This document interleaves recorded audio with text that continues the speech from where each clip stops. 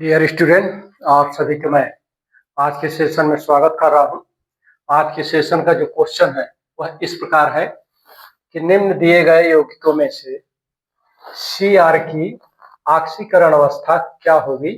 ये सभी की सभी क्रोमियम के यौगिक हैं, सभी कॉम्प्लेक्स यौगिक हैं और इन तीन यौगिकों में क्रोमियम की ऑक्सीकरण अवस्था पूछी गई है। तो प्रत्येक में Cr की क्रोमियम की ऑक्सीकरण सेम होगी या फिर भिन्न भिन्न होगी, ये पूछा गया है। तो इसको सॉल्यूशन इसका देखते हैं डियर स्टूडेंट। क्या है, क्रोमियम की विभिन्न यौगिकों में कॉम्प्लेक्स कंपाउंड है सभी, ऑक्सीडेशन स्टेट क्या होगी। तो फर्स्ट जो है वो है हेक्सा एक्वा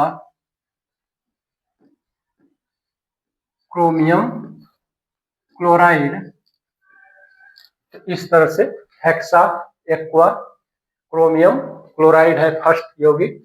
इसमें क्रोमियम की ऑक्सीकरण अवस्था देखते हैं। तो क्रोमियम यहाँ पर एक है, तो इसकी जगह एक्स, जैसे आप 11th में निकाले थे उसी पैटर्न पे मैं आपको यहाँ शो कर रहा हूँ। एक्स प्लस, क्योंकि एक्वा जो होता है H2O जो होता है वो उदासीन लिगेंड होता है, इसलिए यहाँ पर हो जाएगा 6 मल्टीप्लाइड बाई 0 प्लस का 3 है, तो 1Cl का जो ऑक्सीडेशन स्टेट होता है वो होता है -1। यहाँ पर 3 है, मल्टीप्लाइड बाय क्या हो जाएगा -1 हो जाएगा। और चूंकि यौगिक है तो इस सबका योग क्या हो जाएगा 0 हो जाएगा। अगर यौगिक है तो सभी तत्वों का जो ऑक्सीकरण अवस्था होती है उसका जो योग होता है वो 0 होता है।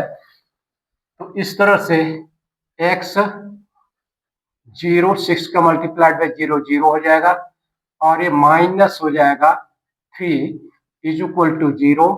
तो x बराबर क्या हो जाएगा +3। तो फर्स्ट कंपाउंड में क्रोमियम की ऑक्सीकरण अवस्था क्या मिली, +3 मिली। ठीक इसी प्रकार सेकेंड कंपाउंड को चेक करते हैं। ये है क्रोमियम डाई बेंजीन है यहाँ पर। तो ये है C6 डाई बेंजो, इतना है। तो इसमें क्रोमियम की 1 क्रोमियम है X प्लस ये जो 6 है बेंजीन, ये भी उदासीन होता है, तो 1 मल्टीप्लाइड बाई 0 हो जाएगा। सॉरी, यहाँ 0 मल्टीप्लाइड बाई 1 हो जाएगा, यौगिक है तो 0 हो गया। तो x बराबर क्या हो जाएगा, यहाँ पर 0 हो जाएगा। फर्स्ट कंपाउंड में जो क्रोमियम की ऑक्सीकरण अवस्था होगी वो 0 होगी।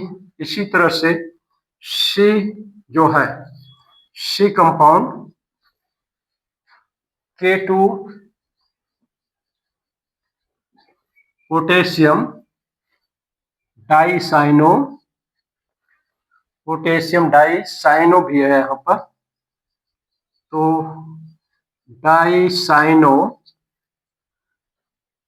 ऑक्सो O2 है, इसके साथ इसके बाद है परऑक्सो O2 ब्रैकेट में है, प्लस और है लिगेंड एक दूसरा एमिनो है। तो इस तरह से यौगिक है।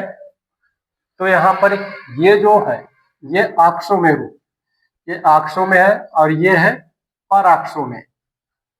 इस तरह से 2 O2 है तो दोनों अलग अलग है, एक ऑक्सो फॉर्म में है एक परऑक्सो फॉर्म में है। और ये CN है, ये NH3 है। तो potassium amino dicyano oxo and peroxo यौगिक है। तो इसमें क्रोमियम का देखते हैं कितना होता है। तो X हो जाएगा, तो इसको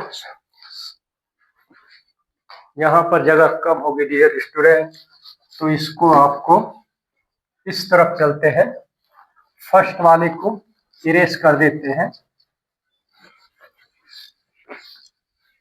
जो C है, C क्या है? Potassium K2 Cr dicyano oxo and peroxo NH3। तो इस प्रकार का कॉम्प्लेक्स यौगिक है। तो इसमें Cr1 है, तो इसके नीचे रख दिया अपन X।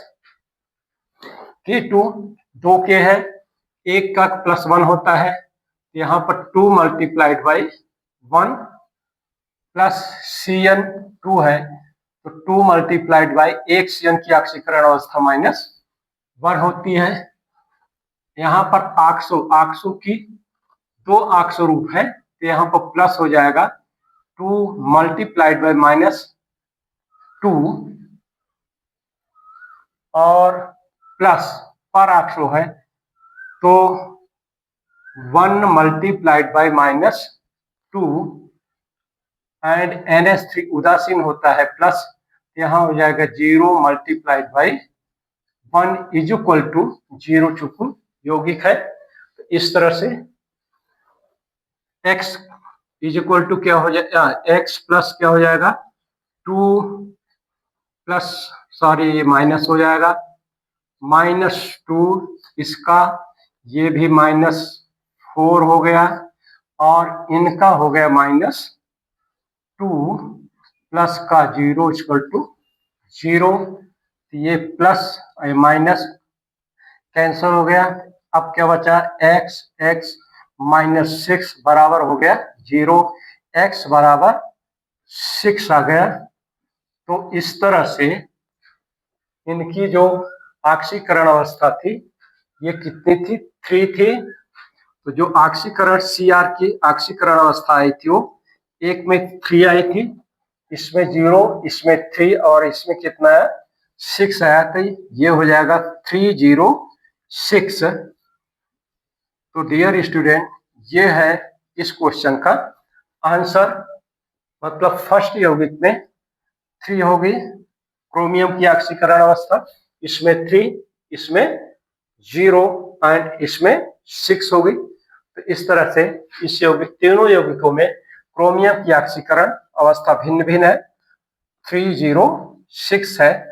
तो नेक्स्ट वीडियो में डियर स्टूडेंट आप सभी के लिए इस तरह के एक ट्रिकी क्वेश्चन के सॉल्यूशन के साथ मैं पुनः इंटरेक्ट करूंगा। धन्यवाद।